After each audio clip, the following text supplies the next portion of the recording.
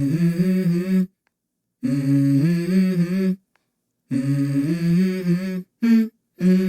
go.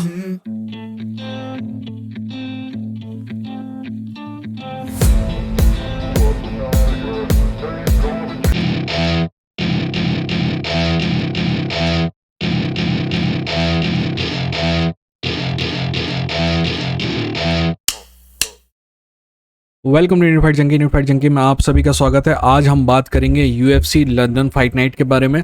सबसे important चीज़ ये है, एक सेकेंड, फाइट सबसे पहले आप नोट कर लीजिए, सबसे पहले आप ये नोट कर लीजिए कि ये जो फाइट है ये संडे के दिन रात को 12 बजे आने वाली है, यानी कि सैटरडे नाइट में अगर लेट नाइट आप जग सकें तो आने वाली, क्योंकि ये लंदन में फाइट है इसलिए टाइमिंग थोड़ा चेंज है। मोस्टली अपने को फाइट नाइट जो मिलती हैं वो सुबह 4:30 बजे मिलती हैं, और पेपर व्यू जो मिलते हैं वो सुबह 7:30 बजे के आसपास मिलते हैं।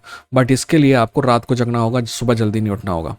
सो दैट इज़ ईजी, है ना। तो हम बात करेंगे यूएफसी फाइट नाइट लंदन के बारे में। उसके अलावा 2-3 खबरें हैं उमर नरगामामेडोव को लेके, और हमजा चिमाएव को लेके, पॉल कोस्टा, चार्ल्स ओलिवेरा और इस्लाम को लेके, उन सब खबरों के बारे में बात करेंगे। फिर हम इस फाइट का एनालिसिस करेंगे। हम 3 टॉप की फाइट हैं उनका एनालिसिस करेंगे, मेन इवेंट, को मेन इवेंट, और उसके जस्ट पहले पॉल क्रेग और मुनीज वाली जो फाइट है उन सब का एनालिसिस करेंगे। बट आगे बढ़ने से पहले सब्सक्राइब करिए, सब्सक्राइब करके बेल आइकन को क्लिक करिए, क्योंकि ये कॉम्बैट स्पोर्ट्स का सबसे बेहतरीन चैनल है।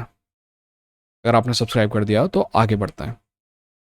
जैसा कि मैं आपको पहले ही बता चुका हूँ कि फाइट जो है सुबह 12:30 बजे से, राइट, रात को 12 बजे से सुबह, जो भी है, ठीक है ना। सबसे पहले खबर की वाली बात कर लेते हैं। उमर नरगामामेडोव का एक वीडियो आया है और उसके बाद उसका इंस्टाग्राम पोस्ट भी आया है कि वो फाइट से आउट हो गया है सैंडहेगन वाली से, क्योंकि उसको इंजरी हो गई है। तो on the one hand I am happy for Sandhagen, because Sandhagen बहुत ज़्यादा रिस्क ले रहा था उमर के साथ फाइट करके। On the other hand I feel bad for Umar because I think Umar is the future of bantamweight, है ना। बट ठीक है, इंजरी हुई है, बट इसका कोई मतलब ये नहीं है कि करियर में कुछ ज़्यादा होगा। मेरे ख्याल से 6 महीने में इंजरी ठीक हो जाएगी और जनवरी या फरवरी में हम उमर को फिर से फाइट करते हुए देखेंगे। So that's okay, it happens. अब जो दूसरी बात है वो Islam Makhachev versus Charles Oliveira 2 की जो फाइट है वो अनाउंस हो गई है। फाइट होने वाली है अबू धाबी कार्ड में 22 अक्टूबर को, है ना।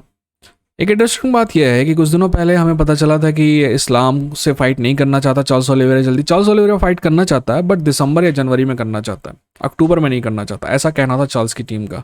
उसके बाद हमें पता चला कि ये फाइट जो है आपके वोल्कानस्की के साथ तय हो गई है। फिर बाद में हमें पता चला कि वोल्कानस्की की इंजरी हो गई है। फिर हमें ये पता चला कि दोस्त ऐसा है कि वोल्कानस्की की इंजरी का आपका वो भी हो गया है, सर्जरी हो गई है। बट वोल्कानस्की की टीम का कहना है कि कम से कम 6 वीक रिहैबिलिटेशन में उसको लगेगा। तो 6 वीक अगर रिहैबिलिटेशन के अपन ले भी लें तो हम पहुंचते हैं सितंबर में। तो हम ये एक्सपेक्ट बिल्कुल नहीं कर सकते कि अक्टूबर कार्ड जो कि अबू धाबी में है वहाँ पे वोल्कानस्की फाइट करेगा। तो फिर अब किससे फाइट की जाए? दुनिया भर के लोग बातें करने लगे अभी, क्योंकि कोबी कोविंगटन और एडवर्ड्स वाली फाइट भी फाइनल नहीं हुई है। तो इस्लाम ने चैलेंज किया एडवर्ड्स को, एडवर्ड्स ने ज़्यादा कुछ ध्यान नहीं दिया, और मेरे को लगा कि यूएफसी को लगने लगा कि इस्लाम को वो, क्योंकि यूएफसी अबू धाबी में इस्लाम की फ़ाइट, हमजद की फ़ाइट ना कराई, ये बहुत दिक्कत वाली बात हो जाती। इसलिए जो पीपल्स का फेवरेट है अब अबू धाबी में, उसमें इस्लाम है और इस्लाम की फ़ाइट होनी ही थी। तो अब इतनी जल्दी किसको लेके आते, इसीलिए थोड़ा सा एक र्यूमर आने लगी, अफवाह आने लगी कि शायद माइकल चैंडलर फाइट कर सकता है। उसके बाद हमें लगने लगा कि थोड़ा बहुत माहौल बनने लगा कि चैंडलर, बट इतना ज़्यादा ट्रैक्शन मिला नहीं उसको, क्योंकि चैंडलर को लोग मानते नहीं कि he deserve a title shot, और आई एग्री विद दैट। फिर मेरे को लगता है कि यूएफसी ने अच्छा खासा दबाव बनाया चार्ल्स ओलिवेरा को। ज़्यादा दबाव क्या, सिंपल ये कहा गया होगा कि अगर तुम ये टाइटल फाइट लेने को तैयार नहीं है तो अगले 1 साल नहीं मिलेगी तुमको टाइटल फाइट, है ना। लेना है तो अभी लो, नहीं तो बाद में नहीं मिलेगी। तो चार्ल्स ओलिवेरा के पास चॉइस क्या थी? अब मैं मोस्टली यूएफसी को ब्लेम करता हूँ, बट यहाँ पे मैं समझ सकता हूँ, they are at the end of the day business, है ना। तो क्या चार्ल्स ओलिवेरा के पास, एक्चुअली चार्ल्स ओलिवेरा के पास रेडीमेड बहाना है अगर वो हारेगा तो, but I think Charles Oliveira will be better than last time. Charles Oliveira is a Charles Oliveira इतना शानदार फाइटर है कि लास्ट टाइम हमने जो उसको देखा वो वैसा बिल्कुल भी नहीं है ना। ऐसा लग रहा था कि वो ही came out without any kind of plan. अगली खबर यह है कि Khamzat Chimaev versus Paulo Costa की फाइट भी अबू धाबी कार्ड में तय हो गई है 22 अक्टूबर। दोस्त अजीब चुतियापन, ये साला इतने साल से फाइट तय नहीं हो, मतलब इतने समय से फाइट तय नहीं हो रही थी, और मैंने जैसे ही वीडियो बनाया, साला वीडियो जिस दिन बनाया उसी दिन शाम को ये फाइट डिक्लेयर हो गई, है कि नहीं। एनीवेज, ओह, तो ये सारी खबरें हो गई छोटी छोटी। अब बात करते हैं टॉम एस्पिनॉल वर्सेस मार्जिन तोबोरा। एक काम करते हैं, नीचे से चलते हैं, पॉल क्रेग और म्यूनिस वाली फाइट से बात करते हैं, उसके बाद हम टॉम एस्पिनॉल पे चलेंगे। तो पॉल क्रेग वर्सेस आंड्रे म्यूनिस की फाइट है। मेरा मानना है कि ये फाइट को मेन इवेंट होनी थी, क्योंकि मैं इसमें इंटरेस्टेड हूँ। जहाँ तक पॉल क्रेग के बारे में है, Paul Craig is one of my favourite fighter because he doesn't give up. जहाँ तक हमें पॉल क्रेग के बारे में पता है कि वो ग्राउंड में बहुत अच्छा है, बहुत ज़्यादा अच्छा है। हम क्या कहेंगे उसको, ग्रैपलर कहेंगे कि मतलब ग्रैपलर रेसलर कहेंगे कि जुजिस्सु आर्टिस्ट कहेंगे। वैसे तो ग्रैपलर कहेंगे ही कहेंगे, बट मेरा मानना है कि वो जुजिस्सु में ज़्यादा बेहतर है। जहाँ तक स्ट्राइकिंग की बात है, उसका डिफेंस वीक है, but he is not a bad striker. मेरा और जो सुपर पावर है पॉल क्रेग की, वो ये है कि वो बहुत सारा डैमेज लेने के बाद भी फाइट में एंड तक बना रहता है। सोचो आप, वो आदमी अनकलायब जो अभी चैंपियनशिप के लिए फाइट किया था, उसको पॉल क्रेग हरा चुका है। वो आदमी जो अभी चैंपियन था जमाल हिल, उसको पॉल क्रेग हरा चुका, और आखिरी मोमेंट में। इसलिए पॉल क्रेग बहुत सारा डैमेज लेने के बावजूद भी बना रहता है, ठीक है। पर क्या ये सारी जो कैपेबिलिटीज़ हैं पॉल क्रेग ग्राउंड पे लेके, मतलब 185 पे लेके जा सकेगा? क्योंकि ये फाइट मिडिल वेट में है, 185 में, 205 जो उसका नेचुरल डिवीज़न है उसमें नहीं है। तो क्या ये सारी जो कैपेबिलिटीज़ हैं वो वहाँ तक लेके जा सकेगा? मेरे को इस बात पे थोड़ा शक है। और जैसे कि मैंने अभी अभी आपको कहा कि पॉल क्रेग की सुपर पावर क्या है, पॉल क्रेग की सुपर पावर यह है कि he can take damage and still be in fight. और यहाँ पे दिक्कत की बात है, क्योंकि जैसे ही आप ड्रास्टिक वेट कट करते हो ना, सबसे पहले कोई चीज़ जाती है तो वो है आपकी चिन।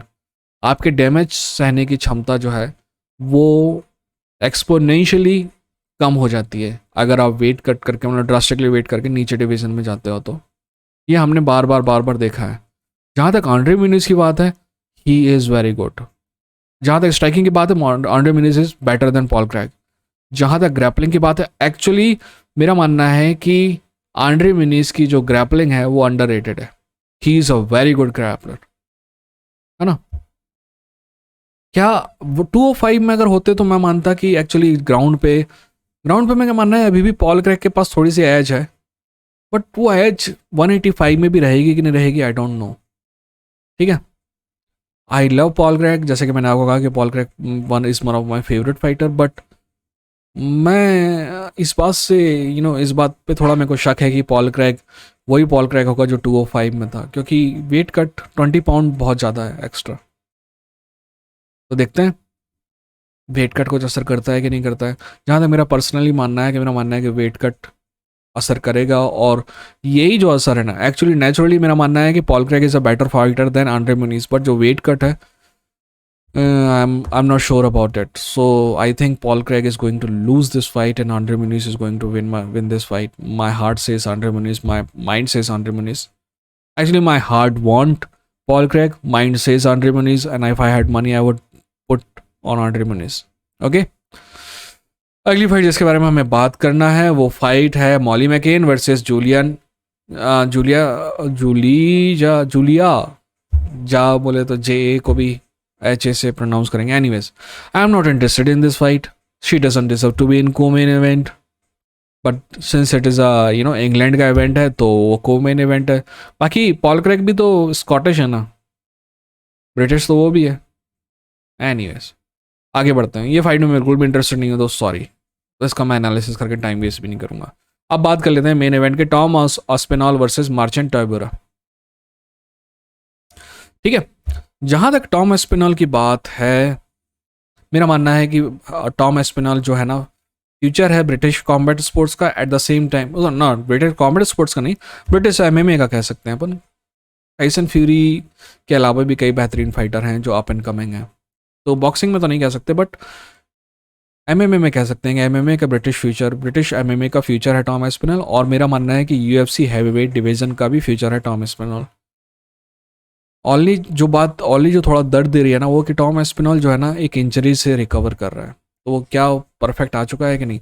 मेरा ऑनेस्टली मानना है कि अभी भी टॉम एस्पिनॉल जो है टॉप 3 हैवी वेट है। Number 1 Jon Jones, number 2 Curtis Blaydes, number 3 Tom Aspinall. हाँ, सिरिल गान मेरे लिए नहीं है टॉप 3 में।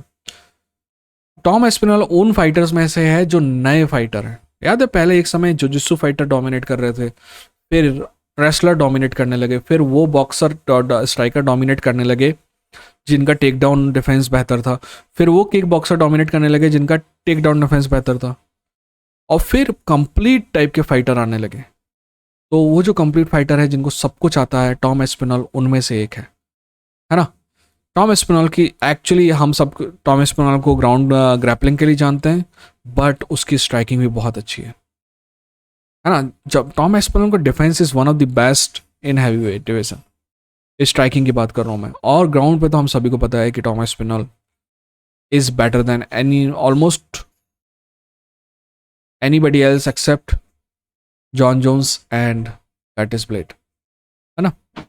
अब उनसे भी हमें मतलब जब मुकाबला होगा तो पता चलेगा कि इन तीनों में बेहतर कौन है, बट अभी रिकॉर्ड के हिसाब से तो वो दोनों बेहतर ज़्यादातर आते हैं। फाइट आईक्यू भी शानदार है टॉम एस्पिनॉल का। जहाँ तक टाइबोरा की बात है, टाइबोरा अंडररेटेड है। टाइबोरा अच्छा खासा डैमेज लेने के बाद ही फाइटर बना सकता है, फाइटर बना रहता है। टाइबोरा का कार्डियो शानदार है। टाइबोरा जो है बुरा मार्चिन टाइबोरा जो है बुरा ग्रैपलर बिल्कुल भी नहीं है। स्ट्राइकिंग तो वो कर ही सकता है, ठीक है ना? यानी कि सेम चीज़ है, जो टॉम एस्पिनॉल टाइप का कंप्लीट फाइटर ही टाइबोरा है, बट स्ट्राइकिंग में टाइबोरा से थोड़ा बेहतर है टॉम एस्पिनॉल। ग्रैपलिंग में टाइबोरा से बहुत बेहतर है टॉम एस्पिनॉल।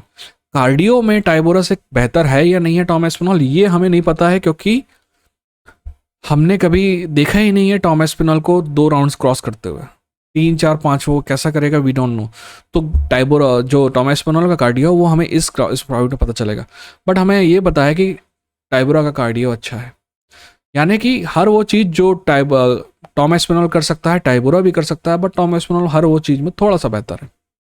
नेचुरली ये फाइट टॉम एस्पिनॉल को आराम से जीतनी चाहिए। ओनली प्रॉब्लम यह है कि हमें यह देखना है कि क्या वो इंजरी से बराबर तरीके से रिकवर कर पाया है कि नहीं कर पाया है। मेरा मानना है कि टॉम एस्पिनॉल जो है शुरुआत में टेस्ट करेगा स्ट्राइकिंग में, बट शायद पहले राउंड के एंड में या दूसरे राउंड के शुरू से वो ग्राउंड पे ले जाना चालू कर देगा, और as soon as Tom Aspinall ground पे लेके जाता है आपके टाइबोरा को, तो मेरा मानना है कि that will be game set match and Tom Aspinall is going to win this fight. मेरा दिल कहता है टॉम एस्पिनॉल जीतेगा, दिमाग कहता है टॉम एस्पिनॉल जीतेगा, पैसा होता तो मैं नहीं लगाता क्योंकि ज़्यादा अच्छे ऑड नहीं है ना?